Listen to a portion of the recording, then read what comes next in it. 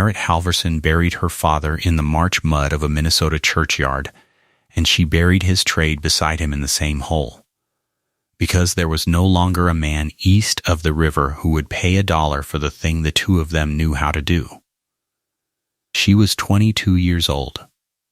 She owned $4.60, one corded trunk, and her father's tool roll, and she carried a stranger's notice folded small inside her glove.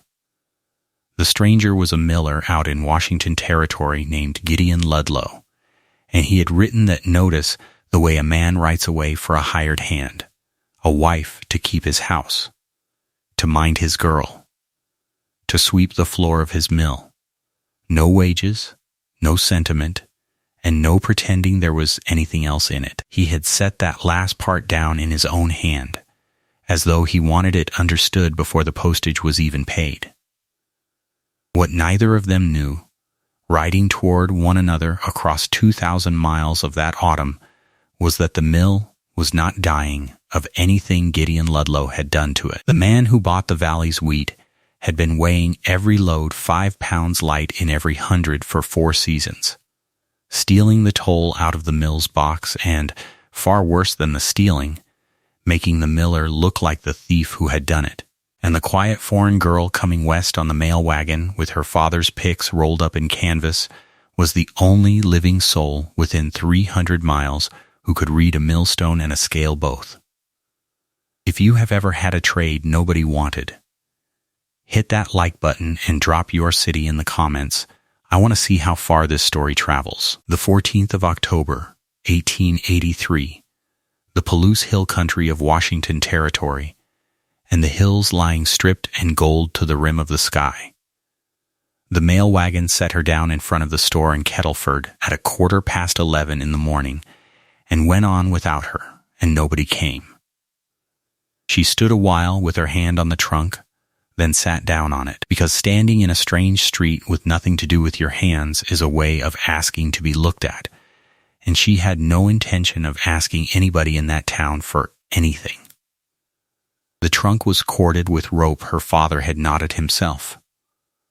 The tool roll lay across her knees. It was heavier than it looked, and she did not set it on the ground. Not once. Not in the 2 hours she waited. The town priced her while she sat. She had crossed enough country by then to know how it was done. A man came out of the livery, looked at the boots, looked at the dress, and went back in. 2 girls carrying a basket between them slowed and did not slow enough to be caught at it. A boy on a barrel counted her out loud to himself. 1 trunk, 1 bundle, and no ticket home. And on the porch of the store, in a rocker set where the sun came, Hessie Wayne told 3 other women exactly what she thought, out loud in a voice pitched for the street, in the perfect certainty that a foreign girl fresh off the wagon would not understand a word of it. She said it was a shame, and she said it twice, and she meant something else by it both times. She said Ludlow had gone and sent away east for one, like a plow point, and that when a man buys a woman by the letter, he gets what a letter can buy. She said the girl looked half-fed and would not last the winter. She said, with a great deal of kindness in her voice, that it was pitiful what a woman would do rather than starve, and that somebody ought to tell her about the mill before she signed anything. And then nobody told her about the mill. Merritt heard it all. She had learned English at 9 years old off a Minnesota schoolmaster who beat the Norwegian out of her vowels with a great deal of patience and no unkindness. And she had kept the vowels and taken the English too. And there was not one word said on that porch she did not follow. She did not turn her head.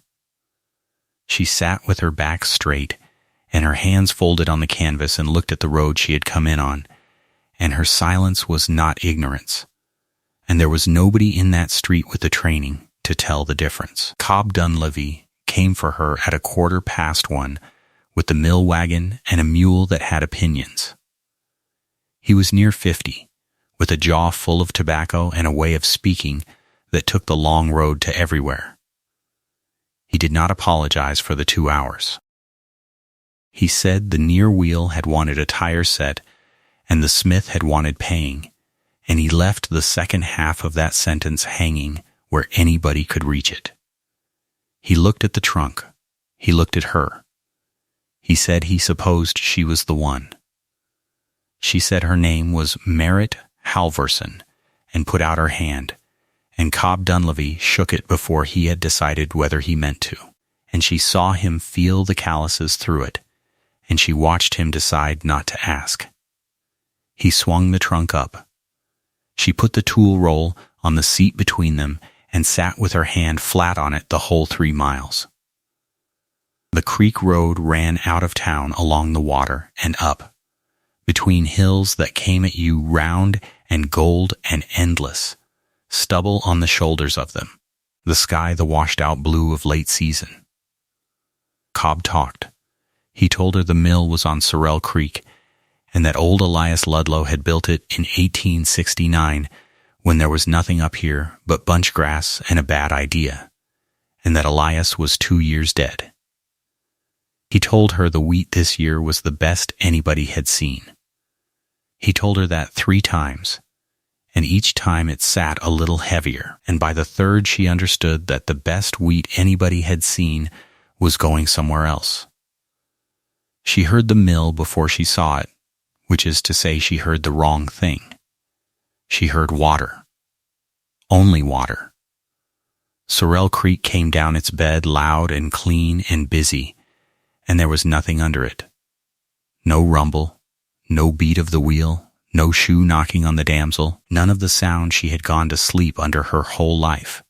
Then the road turned, and the mill stood up out of the trees, a tall gray timber building with the house joined to it at the gable end, and the great overshot wheel standing dead still on its shaft, black and green with old moss, and the flume above it dry as a bone with the headgate dropped, and the water running around it, and away down the creek, as if there had never been a mill there at all. Cobb clucked at the mule. Merritt looked at the dry flume, and at the wheel that had a good 6 inches of daylight sitting on top of every bucket, and at the wheel pit gone to nettles, and she said nothing at all. The yard had no wagon ruts in it. That was the thing she saw, and it was the thing nobody else in that valley had seen for 4 years, because they had all been busy not looking at each other. A working mill's yard is cut to ribbons in October. This one had grass coming up in the middle of it.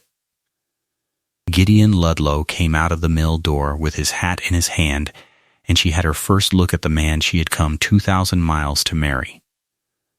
He was tall and broad in the shoulder and 31 years old, and there was flour dust worked so far into the seams of his waistcoat that it would never come out again while the cloth held together. He did not smile. He did not smile. He looked at her the way a man looks at a delivery he ordered a long time ago and can no longer quite remember wanting, and then he looked past her at the road, and then he made himself look back. He said he was Ludlow. She said she was Merritt Halvorson. He said the trunk could go in the front room. There was a girl on the stairs inside, 7 years old, thin, brown-haired, in a dress that had been let down twice, standing 4 steps up with both hands on the rail and her chin on her hands, and she did not come down, and she did not go away.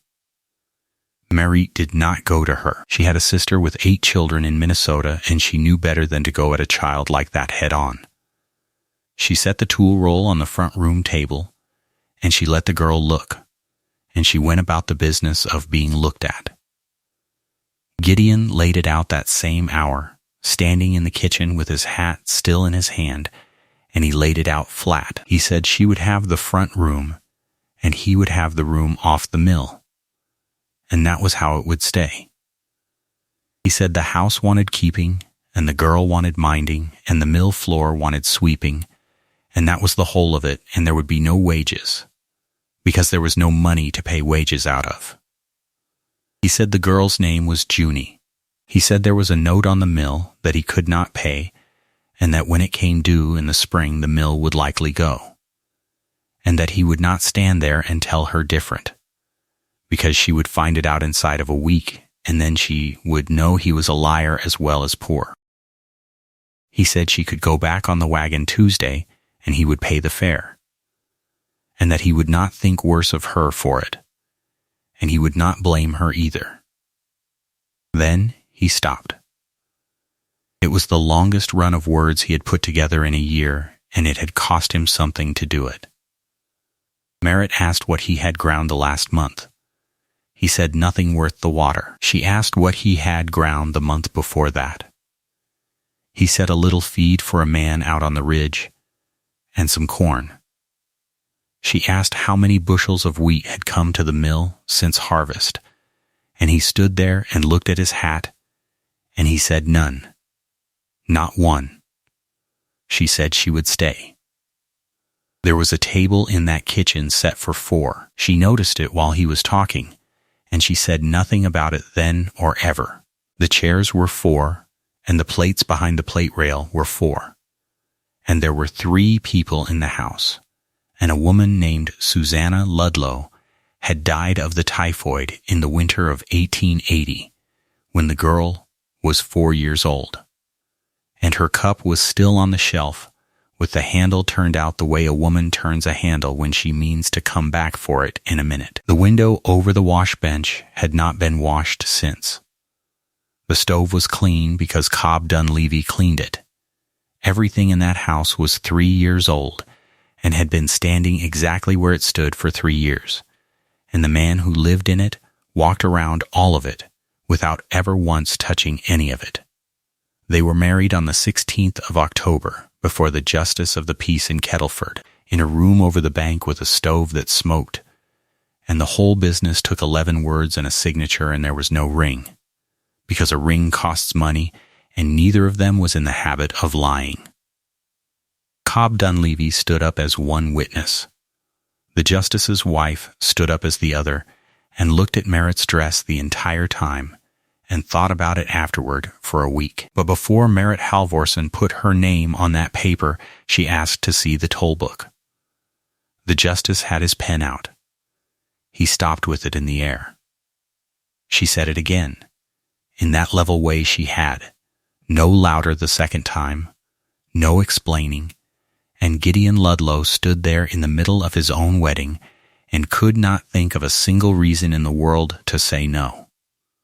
He sent Cobb down to the wagon for it. She took the book to the window and stood with her back to the room and read it while the justice waited, and the stove smoked, and the justice's wife looked at Cobb Dunleavy, and Cobb Dunleavy looked at the floor. Merritt went back 4 years in that book, page by page, and she was not reading the sums.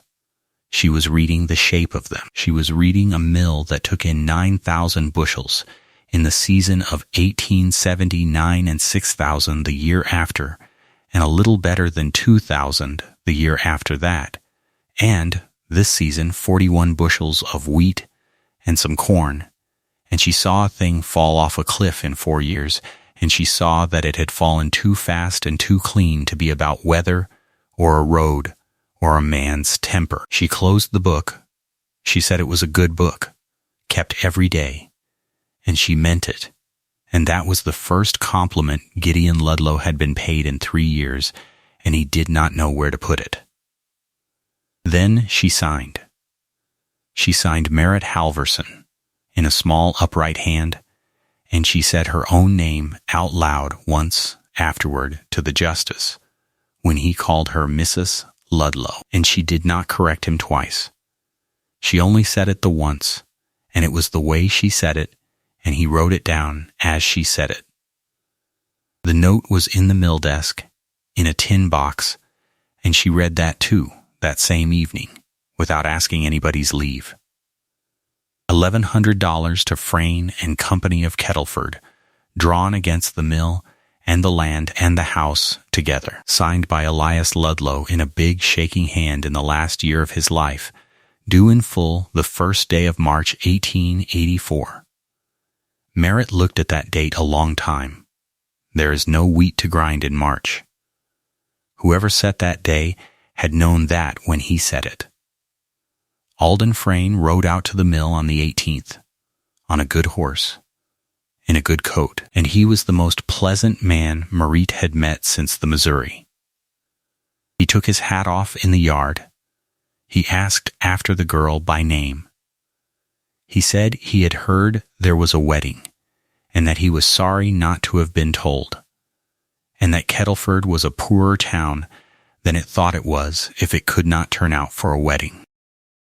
He congratulated Gideon with his hand out and his eyes going over the dead wheel behind Gideon's shoulder the whole time he was doing it.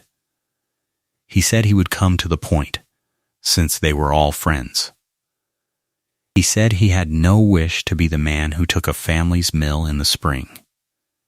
He said it plainly, and he seemed to mean it. He would buy the mill entire, the land and the house and the wheel and the stones, and assume the note himself, and put $200 in Gideon's hand for the trouble, and he would see him hired on to run it for a wage, because nobody knew the water like a Ludlow. $200 for a mill Elias Ludlow had spent his life on. He said the figure the same as he had said good morning. Nobody raised a voice in that yard. Merritt stood by the door with the flour scoop still in her hand, and watched a man in a good coat take a family's whole life and set a price on it like eggs, and she watched Gideon Ludlow stand there and take it, because he had nothing in his hand to take it with, and a man cannot throw a polite offer off his land without calling it what it is, and to call it what it is you have to be able to prove it. Then Frayne turned and looked at her. He said he understood the miller had married. He said warmly that it was a fine thing to see a man of sense make an arrangement, and that a good, strong girl from the north was worth 2 of what the town could offer, since they were bred to work and did not expect much. And he said all of it looking straight at her with a smile of real pleasure, as if he had handed her a gift and expected to be thanked for it. Merritt thanked him. She said it in Norwegian, one short phrase, pleasant as a hymn, and she smiled while she said it, and Alden Frayne smiled back and touched his hat and had not the first idea what he had just been told. He rode out through the ungrooved yard and did not look back at the wheel again. She had opened the flour bin the day before that, on her first full morning in the house, and she had known before the lid was up all the way. The smell came out at her. Not the smell of flour. Flour off a good stone smells of nothing much. Cool and faintly sweet, like the inside of a clean cupboard. This came up warm and thin and burned. A smell she knew from the bottom of 100 sacks her father had condemned in front of angry men. She put her hand in it to the wrist. It was gray. Not white with a shadow on it. Gray, the gray of a wet ash pile. And it had lumps in it that were not damp. They were the meal packed hard by the heat of its own grinding. She rubbed a pinch between finger and thumb, and it did not slip. It dragged. She put it to her nose and shut her eyes and stood there in a stranger's kitchen with her hand in his flour bin and read the whole thing off it in one pass, as her father had taught her to do at 9 years old, standing on a box. Hot stones. Dull, hot, glazed stones, crushing the wheat instead of cutting it, cooking the germ in the meal and turning the whole of it rancid inside of a month. This flour had come off a dead stone, and it had come off it for years. She baked with it, because it was what there was. She had no other flour and no money to buy flour, and there was a 7-year-old child in the house who needed feeding. And Merritt Halverson had never once in her life sat down in front of a problem and cried about the conditions. She set it with what the crock had, and she got it up, and it rose poorly and sullenly, and it went in the oven gray, and it came out gray, and it smelled in the room like a lamp wick going out. She put it on the table anyway. She cut it and passed it and sat down and ate a piece of it herself, and she did not say one word in its defense, because she had a rule about lying that was older than she was. Gideon ate his. Cobb ate 2 pieces of his out of pure defiance and looked at nobody. And Junie Ludlow, 7 years old, who had not sat at a table with a strange woman in her life and had not said 6 words since the wagon came, put her bread down on the cloth and looked at it and said, "Ours is bad." Nobody moved. It was the first honest thing said in that house in 3 years, and it was said by a child about a piece of bread. Gideon Ludlow set his cup down very carefully, as if setting it down slowly could take it back. Merritt said yes.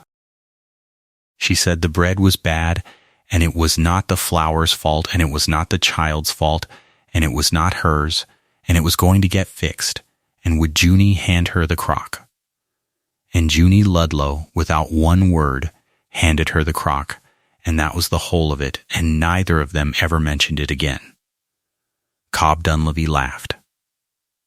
Not unkindly, which somehow made it worse. He tipped his chair and said the flour had been off 2-3 years, and that was just what came of an old mill with old stone, and that there was nothing to be done for it, and he said it with the enormous comfort of a man who has decided a thing is weather. Merritt said the stones were dead.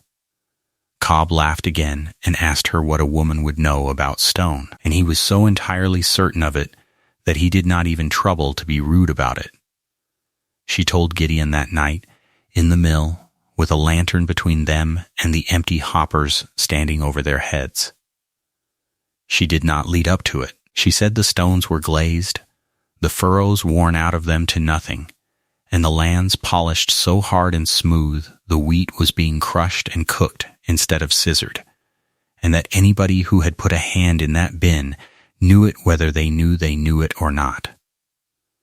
She said the meal came off hot. She said hot flour goes rancid in a month, and any woman in this valley who bought a sack of it and had it turn on her before Christmas told her sister, and her sister told hers, and that a mill does not lose 9,000 bushels in 4 years over a road. She said the stones must come up and be dressed. Gideon looked at the floor a long while. He said his father had a dresser come up from Walla Walla every other year, that the man was a drunk and a genius and cost $20 and his board and came when he pleased, and that no dresser had been up that road since his father died 2 years ago, because there had been no $20 and then there had been no reason. He said he had picked at them himself. He said it in a voice that told her exactly how that had gone, and she did not have the heart to tell him that his own picking, cut every which way across the draft by a man who did not know there was a draft, had finished what the glazing started. She said she would dress them. Cobb Dunleavy was in the doorway with a bucket, and he set it down so he could enjoy himself properly. He said a woman could not dress a stone. He said the bill weighed 4 pounds. He said it took a man a day and a half a face if he was any good, and that he had seen the dresser out of Walla Walla come up off a stone in July looking like he had been dragged behind the wagon, and that there was not a woman on this creek could swing a bill for 1 hour, let alone 4 days. And he was not being cruel. He was being certain, and certainty is harder to move than cruelty. Merritt did not answer him. Gideon said no. He did not say it hard. That was the thing about it.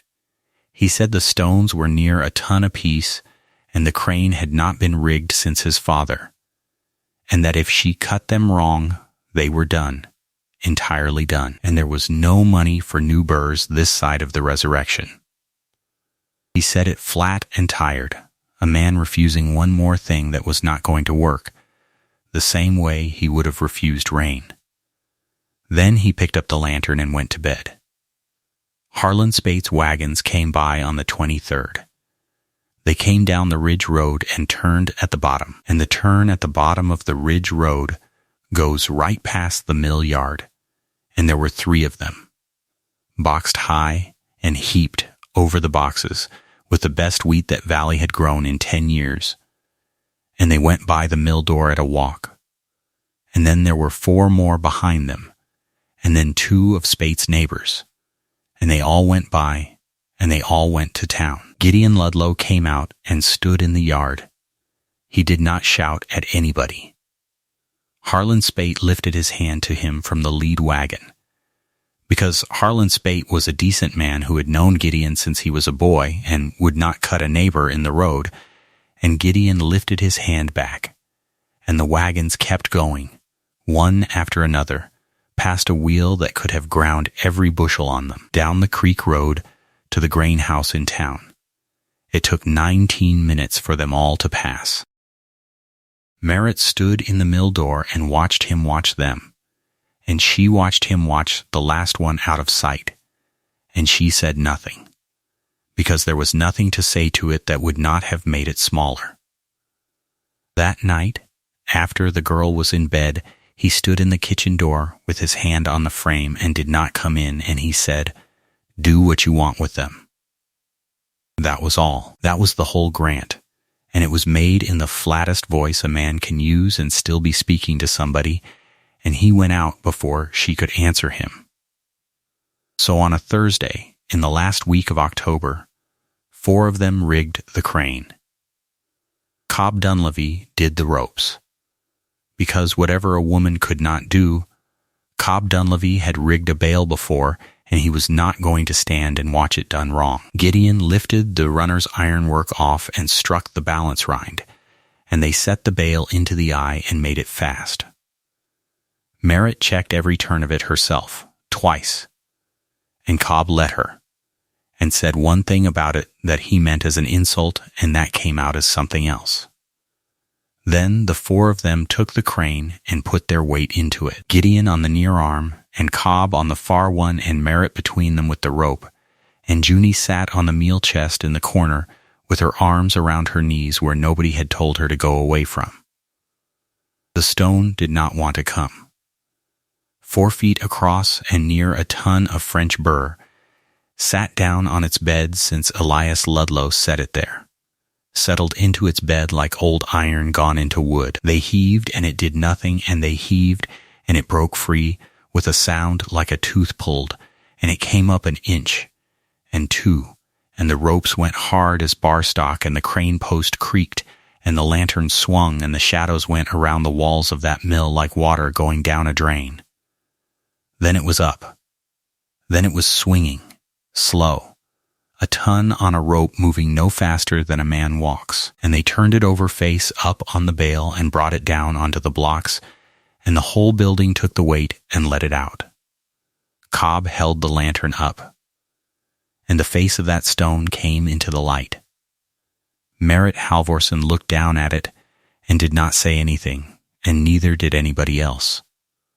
The furrows were gone, not worn shallow, gone, healed over, filled and smeared into the lands until there was hardly a line left to say where a man had ever cut one. And the whole 4-foot face of it was polished. It shone. It threw the lantern back up at them in one long smeared streak of light, glassy and gray and dead smooth as a river rock, a stone that had not cut a grain of wheat in years, and could not, and had been beating the valley's harvest into hot gray dust for 4 seasons while men rode past the door. The lantern ticked as it cooled. Outside, the creek went on around the head gate and away down the valley. And the mill was quiet. The face of a dead stone does not look like ruin. It looks like care. It hung there off the bale with the lamp under it.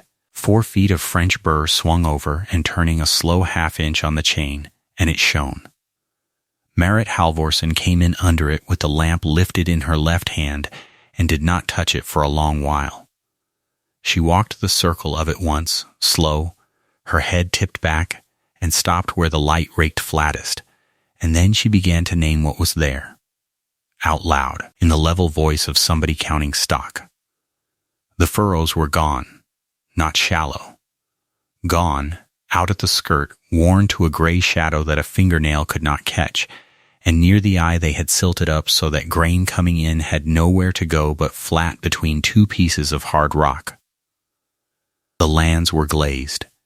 She said the word twice, because it was the whole thing, rubbed bright and hard and shut, so that a stone that was supposed to carry 10,000 small edges had none at all, and had not had any for a very long time, and cut across the ruin of it, at angles that ran against the draft, were the marks of somebody's patching, short chopped strokes made by a man who had watched a dresser work once or twice and had not understood a thing he was watching. She put 2 fingers on one of those marks.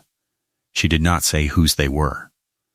Gideon Ludlow stood behind her with his hat in his hand and said that the stone had ground every day of his life. She said that it had not ground. It had rubbed. He asked her what the difference was, and he asked it flat, not gently, a man wanting to be told he had wasted 2 years. She did not answer him with words. She went to her trunk in the corner and came back with the canvas roll and untied it on the flour chest and turned it open, and there were the mill bills lying in their loops with their edges dark, and the 2 thrifts, and the proof staff, and the stick of red keel, and, at the far end of the roll, wrapped separate in oiled cloth, her father's brass counterpoise weights. She took the keel and the staff. She rubbed the red along the staff until the wood was the color of a brick, laid it flat against the hanging face and drew it from the eye out to the skirt, turned it a hand's width and drew it again, and went around. Then she stepped back and let him look. Where a stone is true, the paint goes on everywhere. A faint, even blush across the whole face, because the whole face touches. This face had taken the red in 4 places. 4 small islands of color out of the entire round of it, 1 at the skirt and 3 sitting nearly on top of one another near the eye, and all the rest of it clean gray and untouched, dished and hollowed and riding on nothing. Gideon Ludlow had stood beside that stone since he was tall enough to see over the hopper. He had lived his whole life within 11 feet of it. He looked at the 4 red marks for a long time, and Cobb Dunleavy, who had come in for his coat and stayed, looked too, and neither of them had ever seen it before, because nobody had ever put paint on it and shown them. The mill was cold, and the lamp hissed, and the stone turned another slow inch on the chain, and Merritt wiped the staff on her apron and said they would start at first light. She started at first light and did not stop for 11 days. There is no clever way to dress a stone. A woman sits on a plank laid across the bedstone with the runner face up beside her at the height of her knee, seats a mill bill into the thrift, and strikes. The bill is a bar of steel, both ends chisel-edged. The thrift is a wooden handle with a slot to hold it. Everything else is the hand and the eye and the count. She worked the cracking first, laying the fine lines in across the lands.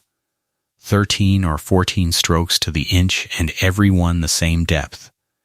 And the ringing of it went out the open door and up the creek so that a man on the road half a mile off could hear that mill working, even though the wheel stood dead and the water was shut off at the gate. That sound was the first thing that changed in the valley.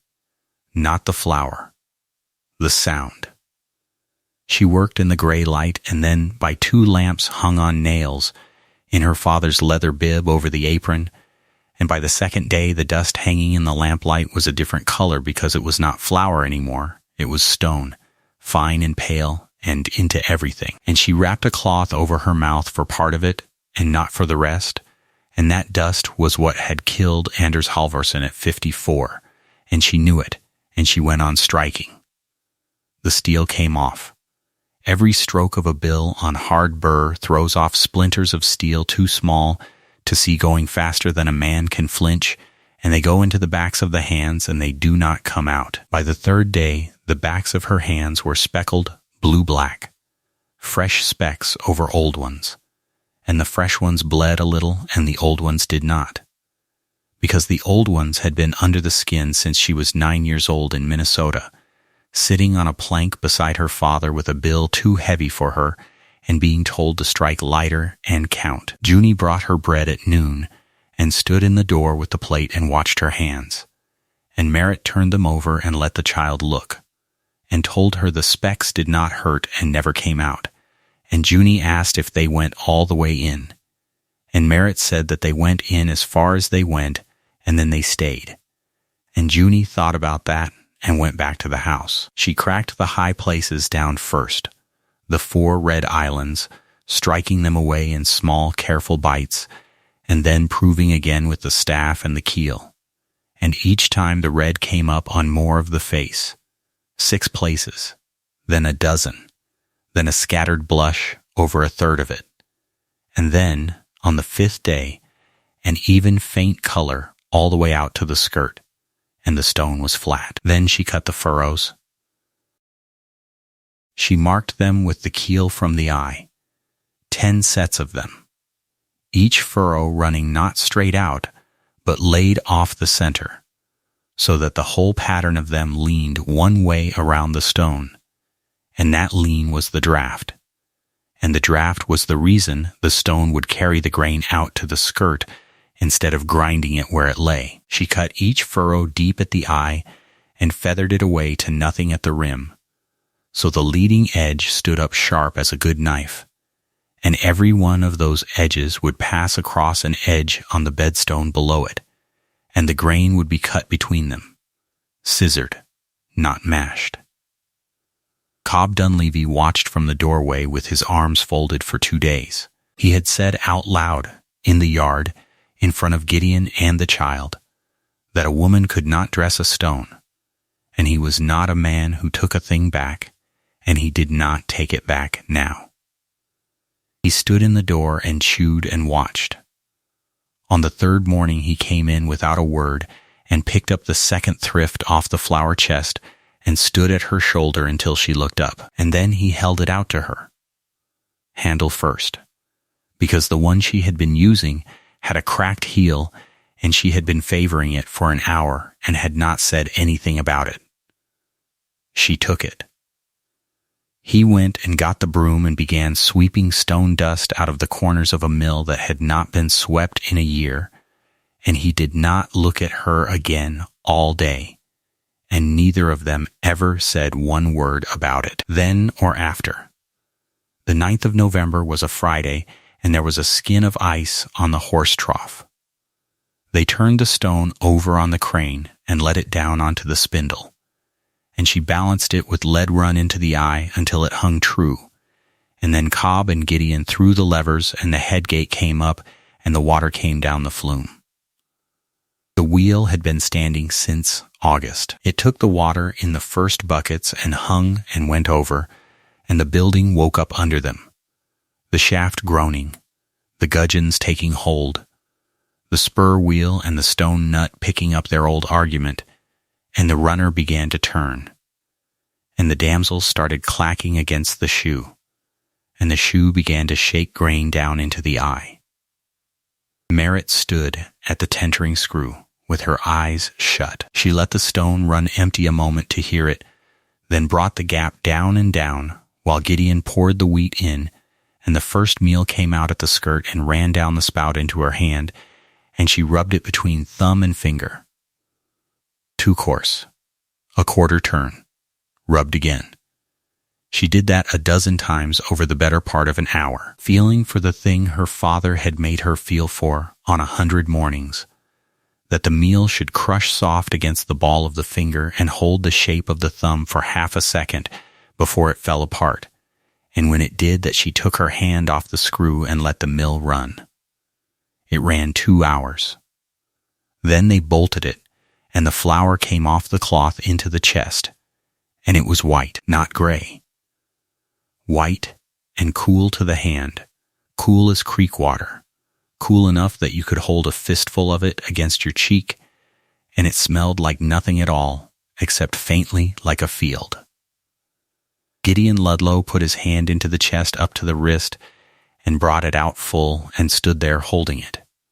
He did not say anything for a long time. Cobb said something about the color and then quit talking. Gideon turned his hand slowly and let the flower go back into the chest in a thin fall and watched it go, and then he did it again. And the third time he stopped with his hand still full and said, "My father's flower looked like that." That was all he said. He put his hat back on and went out to the wheel pit and stayed there a while. Merritt swept up. That night Junie ate white bread. It came out of the oven at 6:30, and it was tall and it had a crust that cracked, and the girl ate one piece and then sat with the second piece in her hand, not eating it, looking at it, and then she said, "It tastes like Mama's." Nobody answered her. Gideon looked at his plate. Merritt got up and cut more bread and put it on the table and sat back down, and the meal went on, and the girl ate the second piece. He came out to the mill that night after the child was asleep. Merritt was at the toll box with the lamp, writing the day into the book, and he stood inside the door with his coat still on, which meant he had come to say a thing and go, and she put the pen down and waited, because she had learned in 3 weeks that if you waited he would get it out, and if you helped him he would not. He said he was angry. It was the truest thing he had said to her since the mail wagon. He had spent 2 years patching that stone with his father's tools and his father's memory, and had made it worse every time he touched it. And a stranger had come off a wagon in October and put it right in 11 days. And he could not look at the flower chest without his throat closing. He was angry at his father for dying in the fall with a note unpaid and the dresser not sent for. He was angry at himself, and she could see that one cost him. Then he stopped and started again and said the rest of it. "The worst of it is that I'm grateful," he said. "I owe $1,100 to a man in town, and now I owe you. And I've got no way to pay either one, and I can't stand it." Merritt shut the toll book. She said she had not come west to be thanked. She said gratitude was not money and she would not be paid in it, and that if he wanted to be square with her he could hand her the bills in the morning and hold the lamp steady, and that a man who could not stand owing a thing should be careful what he took, because she was not going to stop working to make him comfortable. She said it without heat. Then she picked up the pen again. He stood there a minute longer. He said good night and went out, and nothing between them was settled at all, and both of them slept fine, which neither of them had expected. The first wagon came on a Tuesday. It was a homesteader from up the North Fork, with 11 bushels and no money, and a wife who had heard something at the store, and he stood in the yard rubbing the back of his neck and said he would try a little, in the tone of a man doing a charity. He came back the next week with 40. The week after that there were 2 wagons in the yard at once, and by the first week of December there were 6 on a good day, and by Christmas the mill ran from dark to dark, and Merritt was up at 4 to fire the house stove and had the head gate open by 5:30. What traveled was not the word white.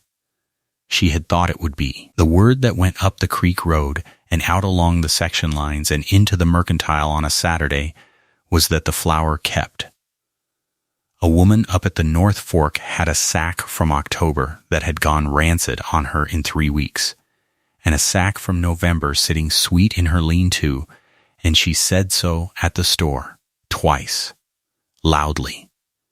And that was worth more than any handbill. Cool stone gives cool flower, and cool flower keeps.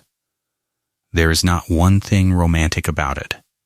It saved the mill, and it took about 6 weeks. The toll box filled, and by the middle of January there was wheat stacked in the loft in the mill's own sacks. Hessie Wayne did not stop.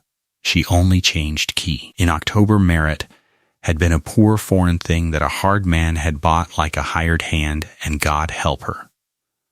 By January she was a clever foreign girl, and Hessie Wayne sat it on the store porch with her arms folded, clever, drawing the word out, and said that of course they were quick over there, and that it was a wonder what a body could learn if she had to, and looked at the other women. And the other women looked back. Merritt bought her salt and her thread and thanked her, and walked out to the wagon and did not turn her head. Alden Frayne could not call the note. It was written for the first day of March, and there was nothing in the paper that let him hurry it. And he was not a man to do anything a paper did not let him do. So he worked the edges of it, politely, with his hat in his hand. He put a half-cent on the bushel. Not for everyone. For any man who hauled straight into the grain house and did not stop at the mill, 62.5 cents, where the valley had been getting 62. And it was legal, and it was his money, and he could pay what he liked. And he explained it in the store in that pleasant, even voice like a man explaining the weather. Half a cent is nothing.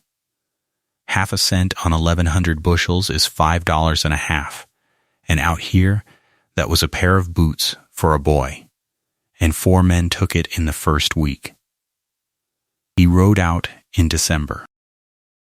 He looked at the wagons in the yard and the white flour in the chest and was gracious about both, and he raised his offer by $200 and said a man ought to sell at the top of his luck rather than the bottom of it.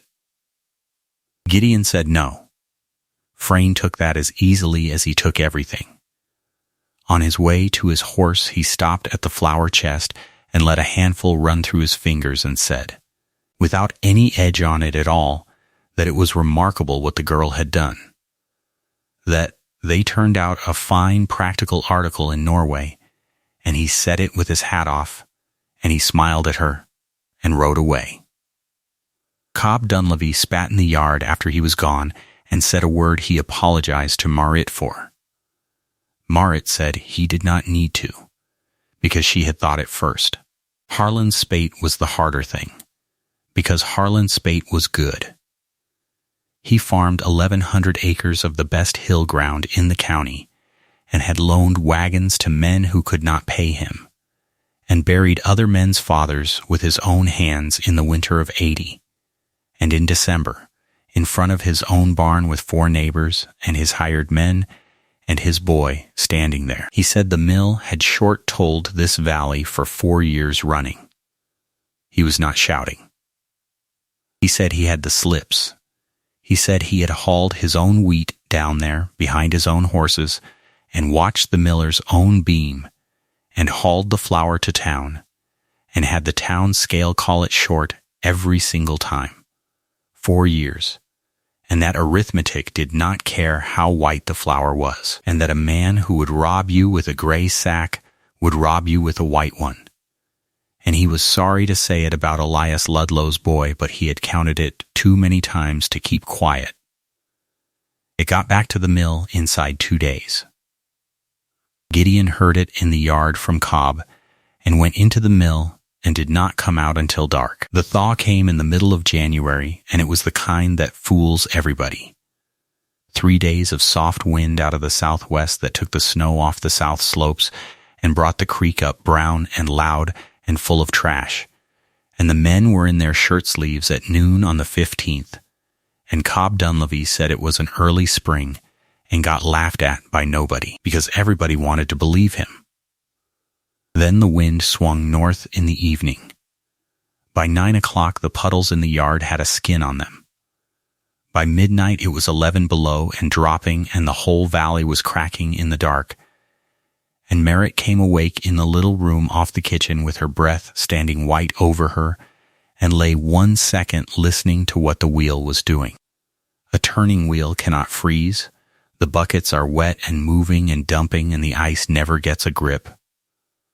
A stopped wheel, with the water still coming to it, takes the sheeting water on and builds, and in an hour a 22-foot overshot wheel is a cylinder of ice weighing a great deal more than the shaft that carries it. And when it starts against that ice, and it will start, it tears the buckets out and breaks the arms and wrings the shaft, and then there is no mill and no money and no first day of March. The wheel had stopped because ice had come down the flume and jammed at the chute. She heard it stop. That was what woke her. The absence of it. The one sound in that building she had learned to hear when it went away. And she was out of bed and into her boots with her dress over her nightgown and out the door in about 90 seconds, and Gideon came out the other end of the house at the same moment with a lantern already lit, and they did not say one word to each other in the yard. He went for the head gate. She went for the flume. Cobb came up the road at a run 20 minutes later with an axe on his shoulder, because he had heard the wheel stop from his own place a half-mile down and had known exactly what it meant. And the three of them worked in the dark from midnight until the sky went gray. The gate would not come all the way down. It was frozen in its slot and had to be beaten out of it with a maul, and even down it leaked, and the leak was enough.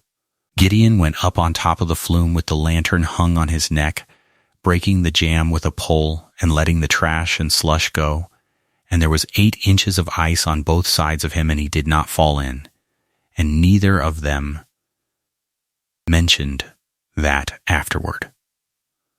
Merritt went down into the wheel pit.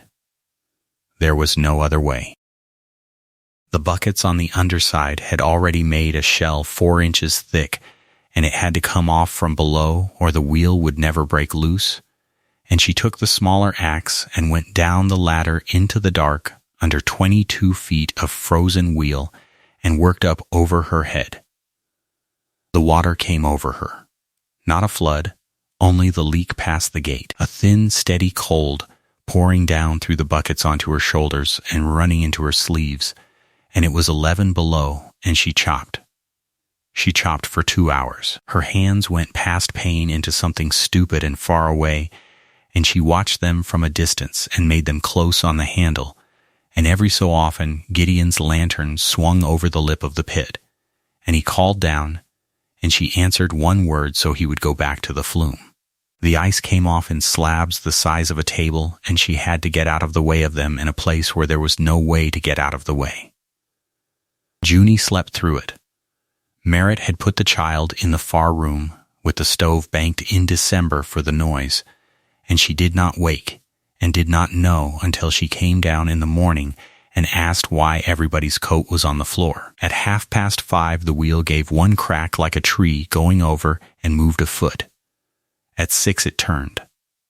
Gideon brought the gate up 2 inches and let a thread of water onto it, and it took it and went. Slow, dumping ice, and then faster. And then it was only a wheel turning in the dark with steam coming off it, and Cobb sat down flat in the snow and laughed at nothing. They came into the kitchen at 6:10. She could not get her fingers to work on the buttons of her coat, and after a minute he came over and did it for her, and neither of them said anything about that either. He put the coffee on. They sat down on either side of the stove with their hands out in the heat like two people holding something invisible between them, and her hands were split across every knuckle, and there was blood dried around the steel specks, and his were worse, and the coffee got made and got poured, and they drank it, and the window went from black to gray to a hard flat white. Nobody said one word for 40 minutes. Then Junie came down the stairs and asked about the coats. There was a change in him after that night, and it was not that he said anything, because he did not. It was that he stopped standing in doorways when she was in a room.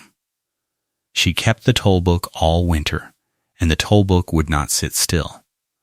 Every load in got weighed on the mill's own beam and went into the book with the man's name and the date. 1/10 of it stayed as the miller's pay, and that went in too, and the rest went back out as flour and bran and shorts, and that went in, and it balanced, or the miller was a fool or a thief. Hers balanced to the pound, because Anders Halvorson had made his daughter keep his books from the age of 11 and carry the ones over in her head. What would not sit still was the other side of it. The men brought their slips. Half of them did it without thinking, out of the habit of 4 bad years, laying the grain house slip on the flour chest so the miller could see what the town had made the load. And Merritt read them because she read everything. And the first time she noticed, she thought nothing of it. A load that her beam called 2,040 pounds carried a slip from the deck scale in town that called the same wheat out of the same wagon an hour earlier, 1,938. That is 102 pounds. That is 5 in the 100. She thought it was the wagon, or the man, or the wet, or her own beam, and she went out and checked her beam against her father's brass weights that afternoon. And her beam was true to the ounce, and she wrote the 2 figures in the back of the book in pencil and did not think about it again for a week. Then it was another man's load, and it was 5 in the 100. Then it was 3 loads in one day, and every one of them 5 in the 100. Not 4, not 6, 5. Exactly and always, whether the load was 1,100 pounds or 3,000, whether the man was Spate's hired hand or a homesteader with a mule, whether the wheat was wet or dry. An error wanders. An error is 6 one day, and 2 the next, and nothing the day after. This did not wander. She weighed a known load twice. She had Cobb take the mill's own toll wheat down to town. 2,000 pounds even on her beam, checked against the brass weights with Cobb standing there saying it was a lot of trouble, and it came back on a slip that said 1,900 pounds. She did it again 8 days later with a different team and a different driver and a different hour of the day, and it came back 100 light again. She unwrapped the oiled cloth off her father's brass counterpoise weights and set the 4 of them out on the flour chest in a row and looked at them. And they had not been out of that cloth since Minnesota. In the first week of February, she sent word down to Spate's place by way of his boy, who hauled for him, and asked, not for an argument and not for a hearing, only for the slips. 4 seasons of them. Harlan Spate sent them back up the creek road that same afternoon in a cigar box with a rubber band around it. All of them. 1880 and 81 and 82 and 83. Every load he had ever weighed at that deck scale, and he sent a message with the boy that she was welcome to them and that she would find them plain enough, and Merritt understood exactly what that meant. He was not helping her. He was certain. He wanted her to sit down with the arithmetic and be forced to see what he had been saying in front of his barn, and he was decent enough and curious enough to hand her the rope himself. She worked at the kitchen table by lamplight after the child was in bed, the mill's toll book on the left, the cigar box on the right. Gideon sat across from her with his own father's older books because she asked him to, and read out dates, and she matched them, load by load, 4 years of one man's wheat, and it came out 5 in the 100 every time, and then 5 in the 100 through 82, and 5 in the 100 through 81, and back into the fall of 80, when Elias Ludlow was still alive, and the note was not yet signed.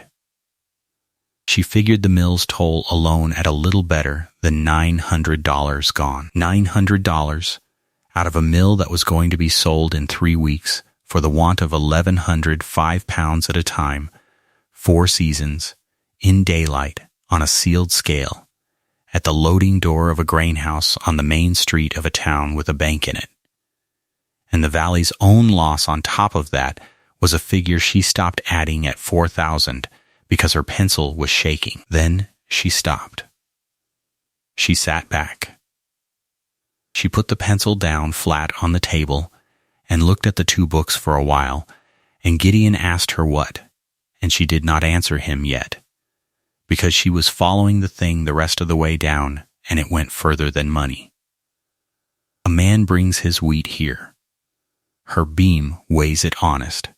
He watches her weigh it. She takes 1/10 and writes it, and gives him the rest back as flour, honest to the ounce.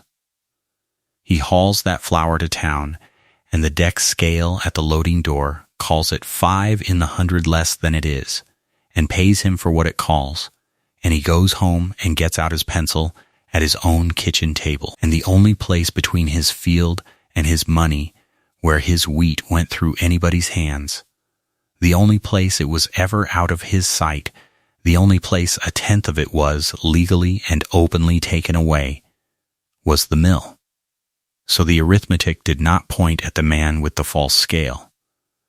It pointed at the mill, 4 years running, load after load, at every kitchen table in the valley. And it pointed there in the farmer's own handwriting, and it pointed there hardest at the men who counted best.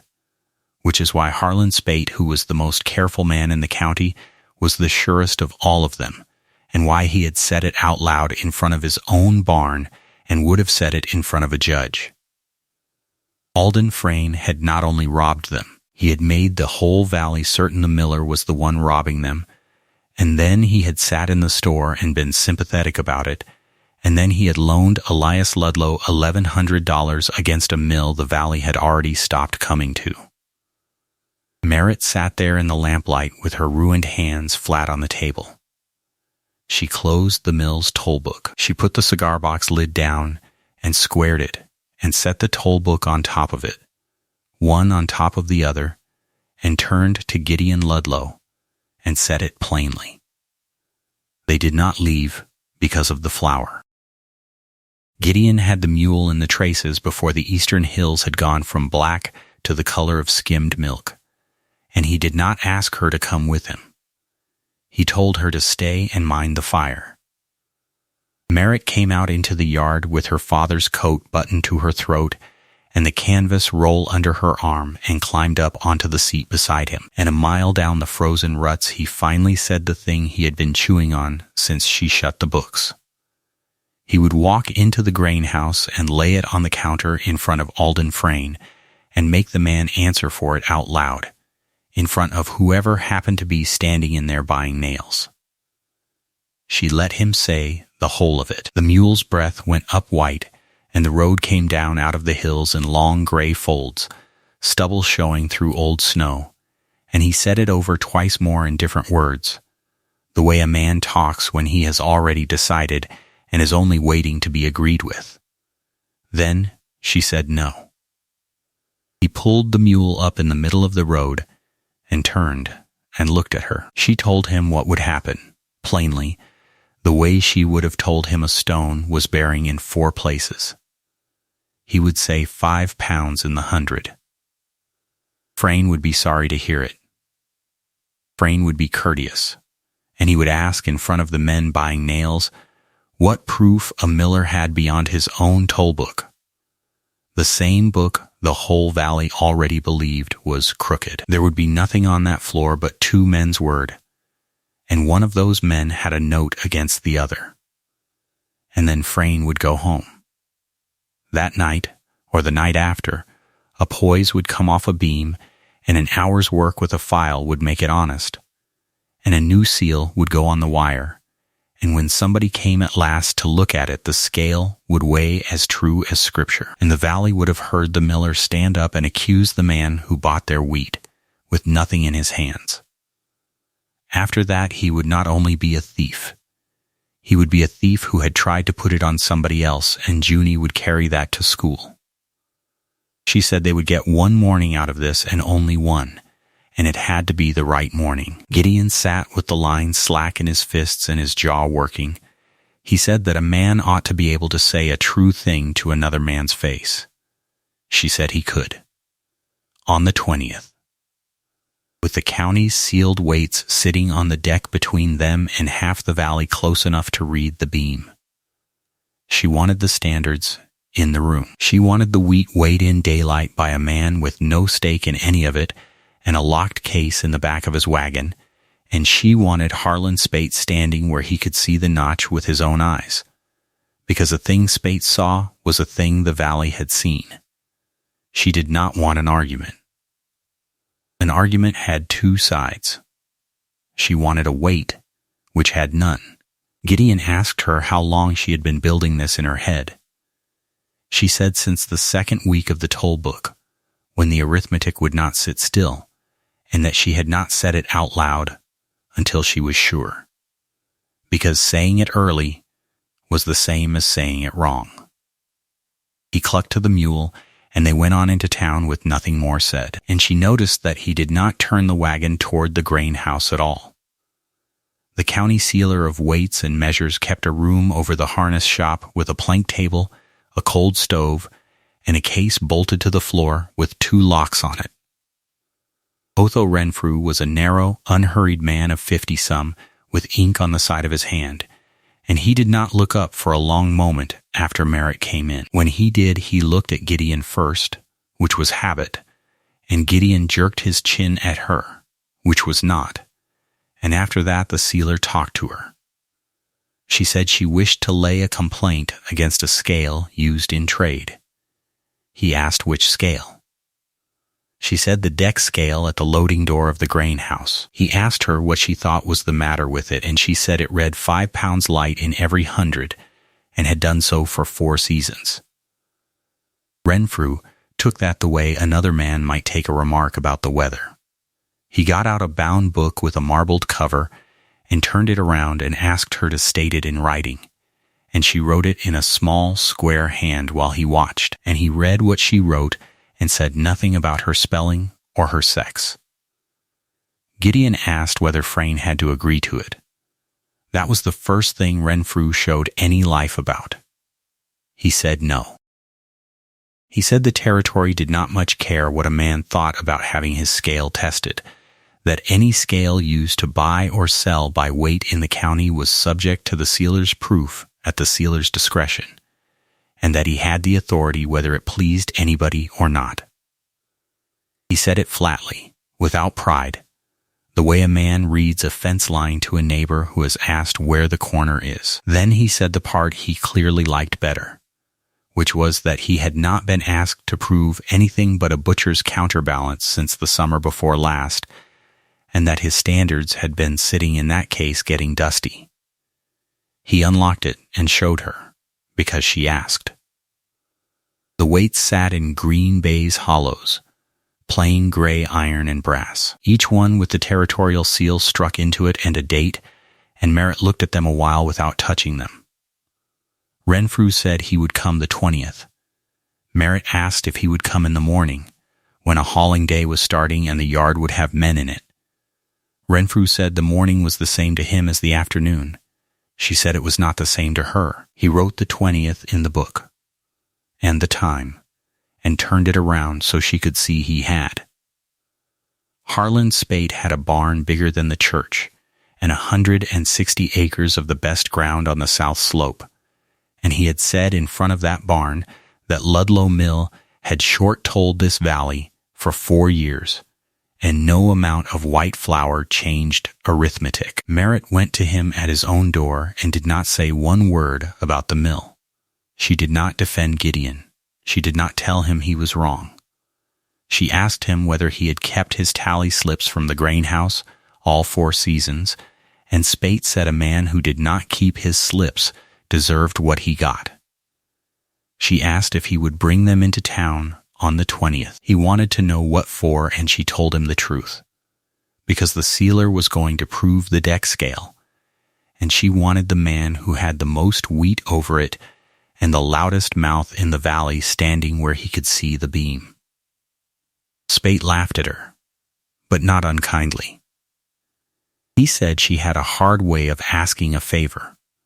She said it was not a favor. Then he asked her straight out whether she was calling Alden Frayne a thief, and she said she was not calling anybody anything. She was asking a man with authority to put the county's weights on a scale, and whatever the beam said after that would be the beam's business, not hers. Spate looked at her for a while. He was a good man, and he had been sure of himself for 4 years, and being sure had cost him nothing, and she watched him decide that a morning in town was cheap, and that he would enjoy being proved right in front of everybody. He said he would come. He said he would bring the slips, and that she would not like what they showed. She said she would like it fine. The 20th of February came up gray and still, and then broke open around 9 o'clock, and the sun came down the main street of Kettleford onto wet plank and mud with a hard, clean winter brightness that made everybody squint. Merritt had done nothing to gather a crowd except tell 3 people the truth about what was going to happen, and the town had done the rest by dinner the night before. There were 40 men in that yard by 9:30, and women on the store porch across the way with their arms folded, and Hesse Wayne among them, and boys up on the fence rail. Spate came in with his wagon and a bundle of slips tied in a bootlace, and set it on the deck like a man laying down a winning hand. Frayne came out of his office with his coat on and his hat in his hand, and greeted Otho Renfrew by name, and asked after his wife, and told him he was welcome to anything in the place, and meant it so well that 2 or 3 men in the yard began to feel foolish for having come. He was the only one there who never once looked at the beam. Renfrew did it in his own order, and would not be hurried. He weighed the empty wagon. He weighed it again. He had Spate's wheat run up onto the deck, 30 sacks, and the platform took it, and the beam came up, and he slid the poise out along the notches until the beam floated, and he read it off and wrote it in the marbled book. Then he had the sacks taken off, and weighed one at a time on his own portable beam off the tailgate of his wagon, which was a slow business, and nobody left. The 2 numbers were not the same. They were short by a hair over 5 pounds in every 100, and when Renfrew said the figure out loud, the yard went quiet in a way that a yard full of men does not usually go. Frayne had an answer. He had a good one.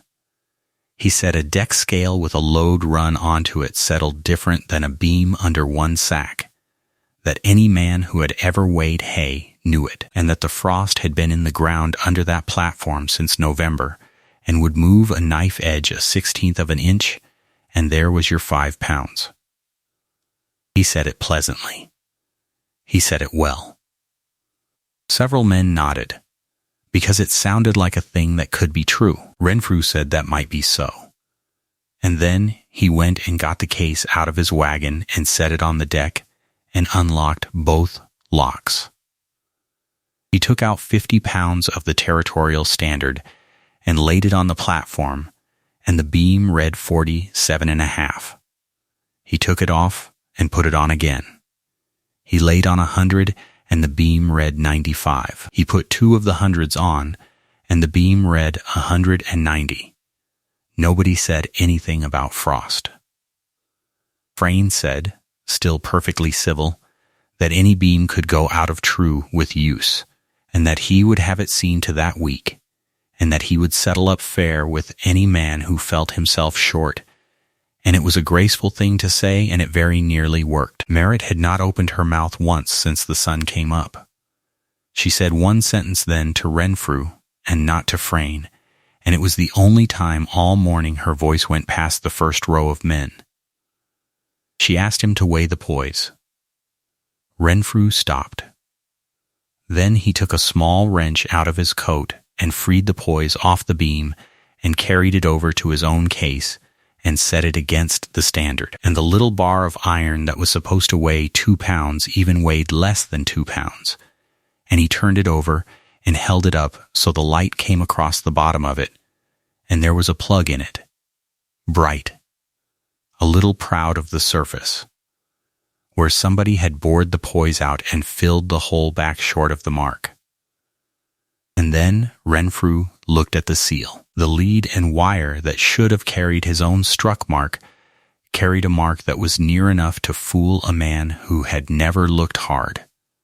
And Renfrew had looked hard at that mark for 11 years. He said, without any particular feeling, that the seal was false. That was when Alden Frayne made the only move he had left. He did not shout.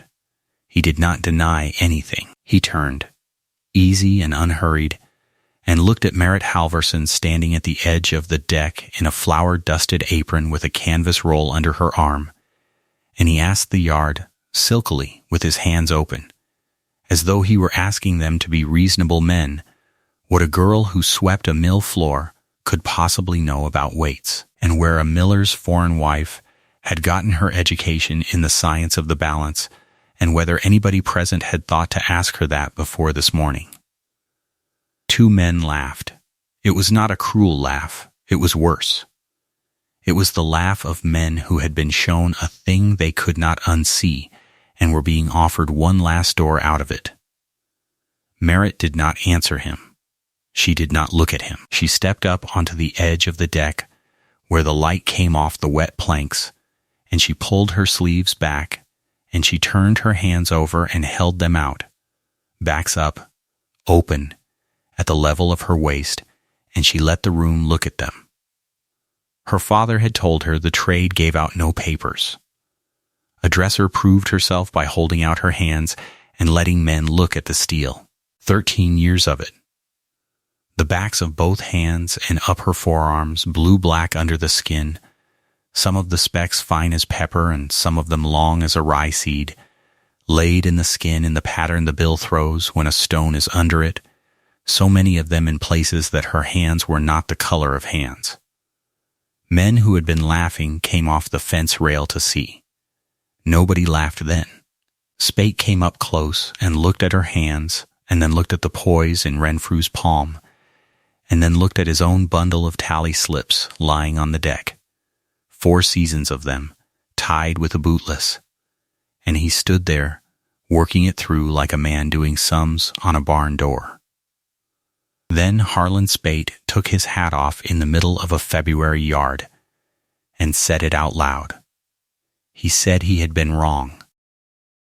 He said he had been wrong for 4 years, and that he had said the other thing in front of his own barn with his own hands in his pockets, and 40 men had heard him say it, and so he would say this one loud enough to reach the same 40. He said the mill had never short-told him. He said he had hauled his own wheat past a man's door for 4 seasons and called that man a thief in his own yard, and that the arithmetic he had been so certain of had been done for him by somebody else's poise. He said he was sorry, and he did not say it to Gideon. He said it to her. Hessie Wayne came down off the store porch across the street, which was farther than it looked. She did not make a speech. She said she had said things on that porch in October that she had had no business saying, and that she had said them in front of the girl and about her, and she had said them believing a foreign girl would not understand her, and that she had been wrong about the understanding and wrong about the girl, and she would be obliged if Mrs. Ludlow would come in the store sometime and let her be decent to her. She said the name carefully. Merritt said she would come. The livery man said he had been telling people for 2 years to haul to town. Old Dunning, who farmed the North Bench, said his father had ground at that mill, and he had not been up the creek road since '81, and he did not have a reason for it that he could say out loud now. Cobb Dunleavy said nothing at all, because Cobb Dunleavy had handed her the thrift in November and had already said everything he had to say. She did not smile, she did not shout, she did not accuse. When it was done, she rolled her sleeves back down over the steel and put her hands in her pockets because the wind had come up. Gideon Ludlow said nothing at all through the whole of it, from the first weight to the last, and stood at the back of the yard by the wagon wheel with his hat in his hands, and everybody in that yard saw him not saying it. And that was the loudest thing on the street. Renfrew condemned the scale that afternoon, drew a line through the seal in his book, and wrote out his report for the territorial court in Colfax in the same handwriting he used for butcher's counterbalances. Frayne did not go to court. He sat down in his own office with the slips and settled the short weight with every man who brought one, and he was courteous about that too, and paid it out over 3 weeks without one hard word to anybody. The grain house was sold in the spring to a company out of Walla Walla. He went to Spokane Falls, and nobody in that valley heard of him again.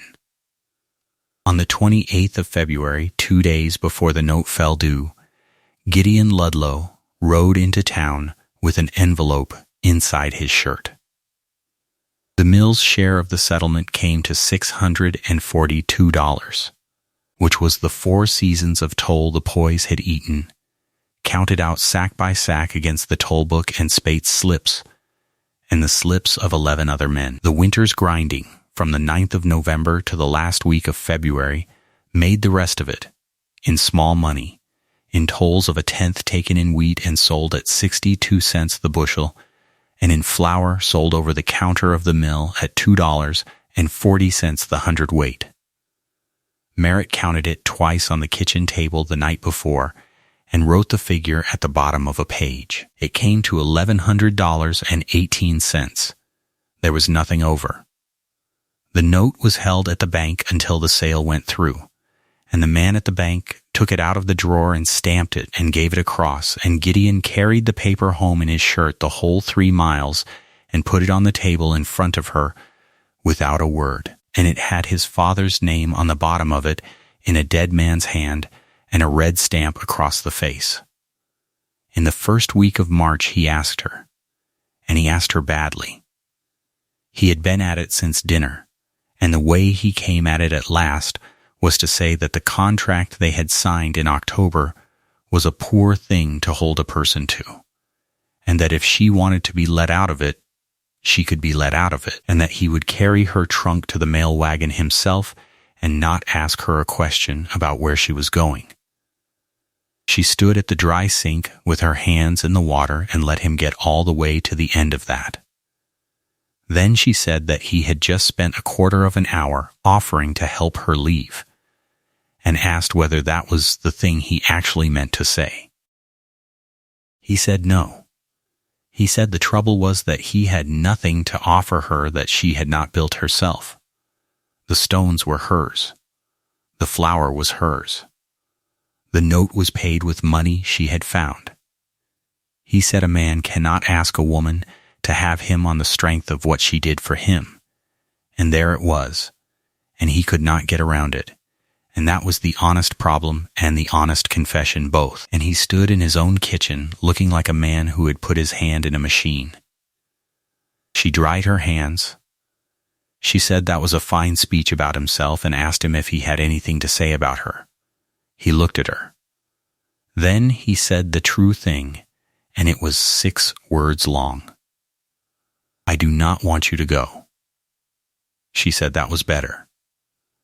She said he might have started there in October. Then she asked him what he wanted, and made him stand in it, and he said he wanted her to stay married to him for the reason people are married, and that he had not the least idea how to make that worth her while. She said that was not a thing a man did with a speech anyway. 2 nights later he was gone from the mill for most of a day, and when he came back he had a plank of dry sugar maple in the wagon that had cost him $8 he did not have to spend, and he spent a week of evenings at the bench making her a proper tool chest with a lid and a tray and iron corners and her name cut into the underside of the lid where nobody would see it but her. And it was not beautiful, because he was a miller and not a joiner, and the lid was a little proud on one side. She put the roll in it. She kept the roll. The roll went in whole. The bills and the 2 thrifts and the proof staff and the red keel and her father's brass weights, and she shut the lid, and Junie was sitting on the bottom step of the mill stairs, watching them both and swinging her heels, and nobody said anything to her about it. The harvest came in August of 1884, and the valley did not haul to town. The wagons came up the creek road 3 deep from the second week, and stood in the mill yard, with their teams unhitched, and the men sitting on the tailgates all day waiting their turn. And Gideon ran the burrs from 4 in the morning until the light was gone, and then ran them by lamp. And Cobb Dunleavy came on full, and they took on 2 of Spate's boys besides. The toll box was emptied twice a day into the bin, and the bin was full by September. They put in new bolting cloth in August and a second brand duster, And the flour that came out of that mill was cool enough to hold your hand in and white as the inside of an apple. And it kept. That was the word that had gone out over the winter, and it was the word that came back in the fall from farther off than anybody expected. A dealer in Walla Walla wrote for 40 sacks and then for 100. By the spring after, a house in Spokane Falls was asking for it by the name on the sack, and the name on the sack was Ludlow. In the fall, Merritt was sent for. A mill on the Snake below Almota had stones as glazed as their own had been, and the man there had heard about the woman up on Sorrel Creek, and he wrote and asked what she charged. She wrote back a figure that was the going rate a dresser had been paid in Minnesota when there were still dressers, and he paid it without a word. And she was gone 11 days, and came home with the money in her coat and her hands worse than they had been. She did 2 more mills in the county that year, and 1 over in the Touche the year after. There was no other dresser in the territory. There was not one between the Cascades and the Bitterroots, because the trade had died back east where the money was, and the roller mills had killed it. And the men who had known how to do it were dead or were doing something else, and the one thing nobody in the world wanted was the one thing this valley could not do without. Her father had gone into the ground in Minnesota in March, with that trade in his hands, and nobody to give it to but a girl. By 1888 there was a second wheel below the first and a third run of stone, and the head race had been rebuilt in stone and mortar, and a shed the length of the yard where the wagons could stand out of the rain. The roller mills came to the territory the way she had known they would, and Gideon went down to Walla Walla and looked at them for 3 days, and came home and put in a roller stand for the merchant trade, because a merchant in Spokane Falls wanted patent flour and would pay for it, and there was no sense arguing with what a man would pay for. But he did not touch the burrs. The burrs went on turning for the valley's own bread, and every other spring Merritt lifted the runner on the crane and dressed it. And the farmers who came up the creek road came for the stone ground because they had eaten the other and could tell the difference in the loaf. And there was a small, stubborn market for it in that one valley that outlived every prediction anybody made about it. It was a dead trade everywhere on earth but there. Junie turned 12 in 1888 and had been asking for 2 years, and in the spring Merritt put a bill in her hand and set her at the skirt of the bedstone, where the work was coarse and the mistakes were cheap, and stood back and let her cut.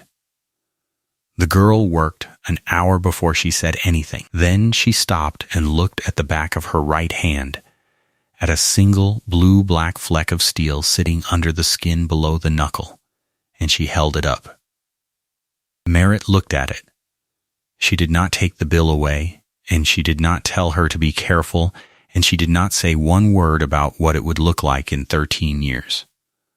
She said it was a good one, and told her to go on, and Junie went on. The mill stood on Sorrel Creek 3 miles above the town, and on a night in the fall of that year, the head gate was down, and the wheel had stopped, and stood dripping in the dark 22 feet of it, giving back its water a bucket at a time to the creek that went on past it without minding. The stones were cool, the hoppers were empty, and the shoe was still, and the damsel had nothing to knock against. In the mill, the flour dust that had hung in the air all day was coming down gold and slow through the last of the lamplight from the doorway, settling on the beams and the sills and the tops of the bins. And the doorway went dark, and there was one window lit in the house at the end of the building. And after a while that went out too, and the creek went on past the still wheel in the dark.